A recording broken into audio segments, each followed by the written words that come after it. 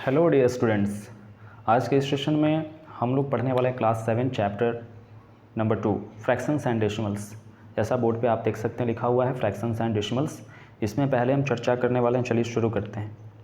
इसमें पहले हम चर्चा करने वाले हैं, जान लेते हैं कि फ्रैक्शंस क्या है, डेसिमल्स क्या है, मतलब 2.1 से रिलेटेड जो भी कंसेप्ट्स हैं इस हम लोग सेशन में पूरी अच्छी तरीके से जानने का प्रयास करेंगे। और जानने के बाद बिल्कुल एकदम अनडाउटली जो है आपसे टोटल क्वेश्चंस बनेंगे एक्सरसाइज 2.1 के। तो चलिए देखिए शुरू करते हैं। तो सबसे पहले हम चर्चा करते हैं डेफिनेशन ऑफ फ्रैक्शन कि फ्रैक्शन क्या है। आप में से बहुत बच्चे जानते भी होंगे, तो आप लोग अभी पढ़ने के लिए बैठे हैं तो कॉपी और कलम लेके बैठे हैं और जो बताया जा रहा है नोट करें या फिर लास्ट में स्क्रीनशॉट ले लेंगे। तो चलिए देखिए फ्रैक्शंस जो टर्म है हमारा ये, तो इसके बारे में हम चर्चा करते हैं कि आखिर फ्रैक्शन क्या होता है। ठीक है, देखिए फ्रैक्शन जो होता है, fraction is a part of whole, fraction is a part of whole, fraction is a part of whole. इसका मतलब क्या हुआ, कोई होल नंबर है, यदि उसको हम लोग हिस्सों में बांट दे रहे हैं तो वो नंबर कहा जाएगा फिर फ्रैक्शन। ठीक है, एग्जाम्पल मान लीजिए आपके पास 2 है, इसको आपने क्या किया कि थर्ड यानी 3 पार्ट में बांट दिया। फिर आपके पास 1 है, इसको आपने 4 पार्ट में बांट दिया। आपके पास 5 है, इसको आपने 6 पार्ट में बांट दिया। तो यह बहुत सिंपल और सटीक डेफिनेशन हो गया फ्रैक्शन का, जो आप नोट कर सकते हैं। ठीक है, जो भी डाउट हो आप कमेंट करके भी हमसे पूछ सकते हैं। तो देखिए फ्रैक्शन में अब आगे बढ़ते हैं इस सीरीज़ में। फ्रैक्शन के अब टाइप की बात करते हैं। फ्रैक्शन तो हमने समझ लिया, फ्रैक्शन के 3 टाइप्स होते हैं। पहला होता है प्रॉपर फ्रैक्शन। फर्स्ट क्या होता है, फर्स्ट होता है प्रॉपर फ्रैक्शन। ठीक है, यहाँ पर आप लोग नोट करेंगे टाइप। ठीक है, फ्रैक्शन के 3 टाइप्स। फर्स्ट टाइप की बात करते हैं, फर्स्ट टाइप होता है proper fraction, proper fractions. Second type होता है इम्प्रॉपर फ्रैक्शन।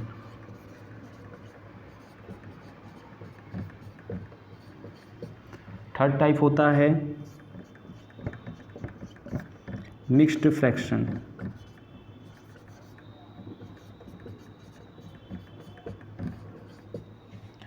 तो आइए बारी बारी से हम लोग समझते हैं कि प्रॉपर फ्रैक्शन किसे कहते हैं, इम्प्रॉपर किसे कहते हैं और मिक्स्ड किसे कहते हैं। तो ध्यान दीजिए, प्रॉपर फ्रैक्शन में आपका देखिए फ्रैक्शन के 2 पार्ट होते हैं। पहले इस बात को समझ लेते हैं, डिनोमिनेटर एंड न्यूमरेटर। तो प्रॉपर फ्रैक्शन में क्या होता है कि न्यूमरेटर आपका लेस होता है और डिनोमिनेटर ग्रेटर होता है। That means numerator is less than denominator. ठीक है, एग्जाम्पल 2/5, 1/6 etc। ठीक है, अब बात करते हैं हम लोग इम्प्रॉपर फ्रैक्शन की। इम्प्रॉपर फ्रैक्शन में होता क्या है, इम्प्रॉपर में आपका न्यूमरेटर ग्रेटर होता है एंड डिनोमिनेटर लेस होता है। That means denominator is less than numerator. Example 5/2, example 3/2 ... ठीक है, अब हम लोग बात करते हैं मिक्स्ड फ्रैक्शन की। Mixed fraction that means mixed fraction is the combination of whole number and the proper fraction. Mixed fraction क्या होता है, यह होल नंबर और प्रॉपर फ्रैक्शन का कॉम्बिनेशन होता है। इसका मतलब क्या हुआ, ध्यान दीजिए, इसका डेफिनेशन आप लोग लिख सकते हैं combination of whole and proper fraction. ठीक है, एग्जाम्पल में जैसे आपके सामने 5/2 ही है। ठीक, तो 5/2 को आप लिख सकते हो 2 2 जा 4, 2 के टेबल से 2 टाइम्स में 4 यहाँ कैंसिल होगा, 5 तो कैंसिल होता नहीं है 2 के टेबल में, तो आपका यहाँ पे रिमेनिंग क्या ना हो गया नंबर 1/2। तो यहाँ पर आप लोग ध्यान दे सकते हो कि यह जो पार्ट हो गया, यह पार्ट हो गया क्या आपका होल पार्ट, ये पार्ट हो गया whole, and this one is proper. ठीक है, तो प्रॉपर के साथ फ्रैक्शन भी लगा लो।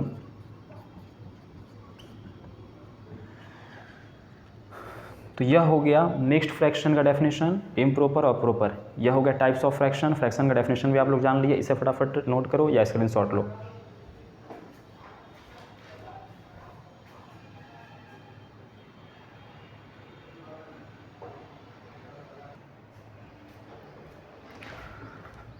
तो फ्रैक्शन के डेफिनेशंस और टाइप्स जानने के बाद अब बढ़ते हैं हम लोग फ्रैक्शन के नेक्स्ट कंसेप्ट की ओर, जो हमारा है इक्विवेलेंट फ्रैक्शन या कंपैरिजन ऑफ फ्रैक्शन। दोनों एक दूसरे से कोरिलेट करते हैं। तो देखिए कैसे। हमारा नेक्स्ट टॉपिक है कंपैरिजन ऑफ फ्रैक्शंस और इक्विवेलेंट फ्रैक्शंस। तो देखिए comparison of fractions, comparison of fractions. ठीक है, देखिए जब कंपैरिजन करने की बात आती है, या तो लेस और ग्रेटर होगा या तो इक्वल, यही 3 साइन होते हैं कंपैरिजन में, लेस, ग्रेटर और इक्वल। इसका मतलब क्या है, हमें बताना है कि आपको 2 या 2 से अधिक फ्रैक्शंस दिए जाएंगे, तो उसमें आपको डिसाइड करना है कि कौन फ्रैक्शन एक दूसरे से छोटा है, कौन एक दूसरे से बड़ा है फ्रैक्शन। तो यह कंपैरिजन करने के लिए हमें कुछ बातों को ध्यान देना आवश्यक है। वो देखिए क्या है। जैसे मान लीजिए आपको दिए गए हैं फ्रैक्शन, गिवन फ्रैक्शंस, मान लीजिए गिवन है, गिवन क्या है, आपके पास 2 फ्रैक्शंस हैं 2/5 एंड 1/6। अब आपसे पूछा गया है कि आप बताइए कि इसमें कौन ग्रेटर है और कौन जो है लेसर है। इसका मतलब सवाल आएगा ऐसे, ठीक है, कंपेयर कीजिए, कंपेयर कीजिए।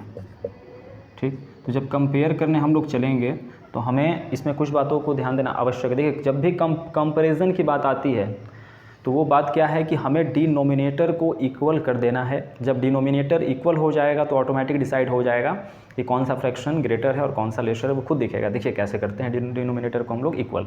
ठीक है, ये हमारा है डिनोमिनेटर वाला पार्ट, यह हमारा क्या है डिनोमिनेटर वाला पार्ट। कौन कौन सा है, हमारा डिनोमिनेटर है 5 और 6। तो आप क्या करोगे कि साइड में एलसीएम ले लोगे 6 5 का, मतलब एलसीएम ऑफ 5 एंड 6। ठीक, तो आएगा क्या 30 आएगा।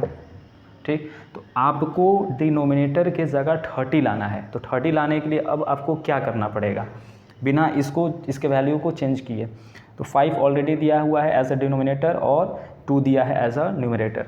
तो इसमें हमें 30 लाना है डिनोमिनेटर के जगह। तो हम क्या करेंगे, सिंपली सॉल्व करने का इसका क्या तरीका होता है कि आप कोई ऐसे एक नंबर से न्यूमरेटर और डिनोमिनेटर में मल्टीप्लाई करो कि इसका डिनोमिनेटर आ जाए 30 और इसके वैल्यू पे भी किसी प्रकार का कोई फ़र्क नहीं पड़ेगा। वो क्या है, तो यहाँ 2/5 दिया है, तो यहाँ पर हमें लाना है 30। तो 5 में क्या चीज़ से मल्टीप्लाई करेंगे 30 आ जाएगा, 6 से कर लोगे 30 आ जाएगा।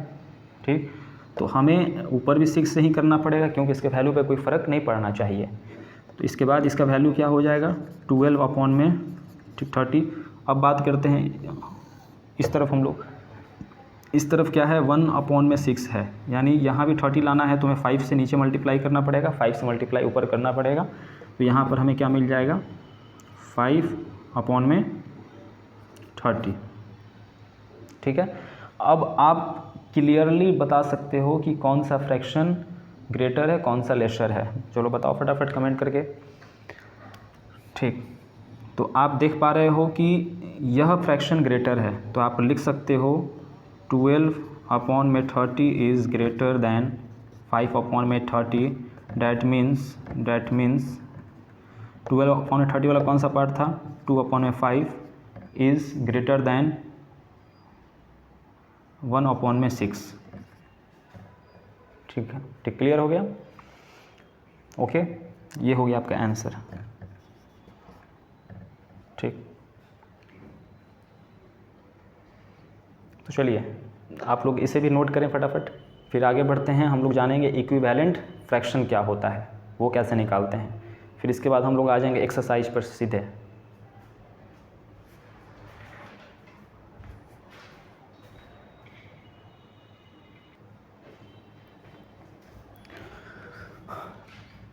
तो बच्चों गौर कीजिए, अब हम लोग समझने वाले हैं इक्विवेलेंट फ्रैक्शन का अपना टॉपिक।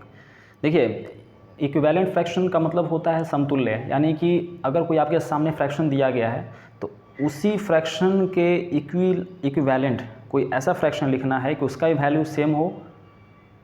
ठीक है, देखिए बोर्ड पे गौर कीजिए तो समझ में आपको आ जाएंगी बातें क्या हम कहना चाह रहे हैं। जैसे मानिए कि आपके पास दिया गया फ्रैक्शन है 5/2। अब इसका आपको सवाल कैसे पूछता है, पूछेगा कि राइट एनी 5 इक्विवेलेंट फ्रैक्शन, ठीक है ना, इक्विवेलेंट फ्रैक्शन इस तरीके से आपको बोलेगा। तो इसमें हम लोग क्या करते हैं कि जैसे हमने अभी सीखा कंपैरिजन में कि कोई एक नंबर से न्यूमरेटर और डिनोमिनेटर दोनों में हम लोग मल्टीप्लाई करते हैं, उसी तरीके से हमें यहाँ पर भी करना पड़ता है कि जैसे 5/2 दिया है तो 5/2 में आप क्या करोगे, कोई ऐसा एक नंबर से मल्टीप्लाई करो ऊपर और नीचे, डैट मीन्स डिनोमिनेटर और न्यूमरेटर में, तो उसके वैल्यू पे कोई फ़र्क पड़ने वाला नहीं है। तो जो फाइनली आपका जो रिज़ल्ट मिलेगा फिर मल्टीप्लाई करने के बाद, वही आपका इक्विवेलेंट फ्रैक्शन हो जाएगा जो पूछा गया उसके। देखिए कैसे, मानिए कि आपने यहाँ मल्टीप्लाई किया 3/3 से, तो आपका क्या मिला रिज़ल्ट, 15/3 मिला। अब आप कोई बोलेगा कि नहीं सर हम 4/4 से करेंगे, कर लो। कोई बोलेगा -5/5 से करेंगे, ठीक, कर लो। यहाँ ध्यान देना कि जो मल्टीप्लाई आप ऊपर करोगे उसी नंबर से नीचे भी होगा, ये बात ध्यान देना, ठीक। कोई बोलेगा कि सर हम 2/2 से करेंगे, तो कर लो। तो इसी तरीके से जो है हम लोग इसमें निकालते हैं, ठीक है। तो यहाँ 5/2 ही होगा। तो आपका रिज़ल्ट क्या यहाँ पे आएगा, 20/8, यहाँ -25/10, यहाँ क्या आएगा 10/4, यहाँ 30/12। यही सब आपका क्या हो गया आंसर। आप बात समझ गए होंगे हम क्या कहना चाह रहे हैं, क्या समझाना चाह रहे हैं इसमें, ठीक है। तो इसे भी आप लोग फटाफट नोट कीजिए, यही आपका कंसेप्ट था 2.1 का। अब इसके आगे जो है क्वेश्चंस दिए गए हैं क्वेश्चन एक्सरसाइज 2.1 में। तो नेक्स्ट सेशन में हम लोग देखेंगे क्वेश्चंस 2.1 का NCERT क्लास 7th, ठीक है, 1 to 8। तब तक आप लोग इसे नोट कर लो और कंसेप्ट का रिवीजन करोगे, और क्वेश्चंस भी आप लोग उठाओगे तो क्वेश्चंस आपके बनेंगे बिल्कुल। चलो इस सेशन में इतना ही।